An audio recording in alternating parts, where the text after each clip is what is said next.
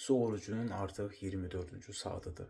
Yəni 24 saatdır mən heç bir halda qida qəbul etmirəm, ancaq su ilə qidalanıram. Lakin belə bir problem var, acam. Yəni doğrudan da artıq acılığı hiss edirəm. Ola bilər ki, mən su qəbul etmirəm.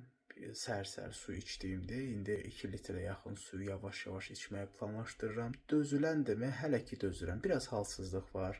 Yəni məsəl üçün yemək yesəydim, daha yaxşı hiss edərdim özümü, amma biraz halsızlıq hiss edirəm. Ola bilər ki, indi bədəndə şəkər düşür, biraz yorğunluq, halsızlıq 24 saatdan sonra bəli, var təəssüf ki, artıq yerdə düşən meyvələrə belə başqa gözdən baxmağa başlayıram ki, yəni onlar mənə daha cazibədar gəlməyə başlayırlar. Yeməkdən uzaq durmağa çalışıram, yemək görməməyə çalışıram. Çünki yemək gördükcə doğrudan da mədədə fermentasiya yavaş-yavaş başladığını, yavaş-yavaş mədə şirəsinin ifraz olunduğu və yemək tələb etdiyini orqanizmin hiss edirəm. Belə şeylər olmasın deyə hələ ki yemək görməməyə çalışıram. Bir də onu qeyd edim ki, çox təəssüf ki, biraz üşümə var.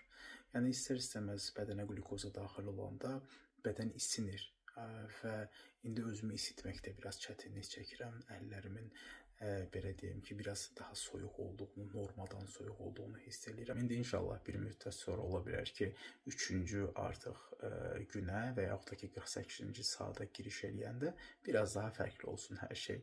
Yenə də bütün nə hiss edəcəmsə də bu 3 günlük aclıq periodunda sizinlə bölüşəcəm.